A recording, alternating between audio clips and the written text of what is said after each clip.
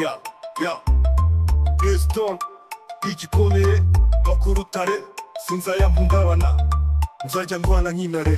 Baravuga menshi tibaza aho Jay Stone yava, babonye mpagaze bifuza ko nsubira hasi, banyifuriza gupfa sinzi icyo nabagiye, ariko nzi ko ubuzima bwanjye butari mu maboko yabo. Nagiye mpura n'akaga ariko sinigeze mpunga, nagiye na kimwe Jay Stone yigeze acika indege. Abo bavuga nabi baba barya ku mazimwe, jyewe nejya kukuri, iyo mpamvu ndiho n'ubu ngubu.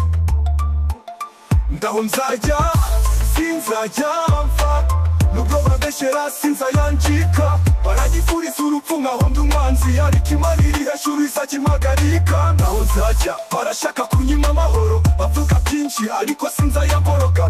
Jay Stone ndigikomeye nko ku rutare, sinzayahungabana nzayandwana nk'intare. Bavuga iki ku bantu bafite umutima mubi, basenga urupfu rwa Jay Stone ariko ubuzima bukabacika. Bambona nseka bakibaza uko nabigenje, batazi ko mfite imbaraga nkavuga mfite intego nasenywa. Niba wumviri menya ko ndi umugabo, ndicaye ku ntebe y'intwari sinjya nicira bugufi. Bavuga ngo ndashira nyamara ndacyahumeka, kandi igihe cyose mumetse Jay Stone azajya avuga nk'umugabo. Ndaho nzajya sinzajya mpfa, nubwo babeshera sinzayanjika, baranyifuriza urupfu nkaho ndi umwanzi, ariko Imana iri hejuru izakimpagarika. Ndaho nzajya barashaka kunyima amahoro, bavuga byinshi ariko sinzayagoroka. Jay Stone ndigikomeye nko ku rutare, sinzayahungabana nzayandwana nk'intare.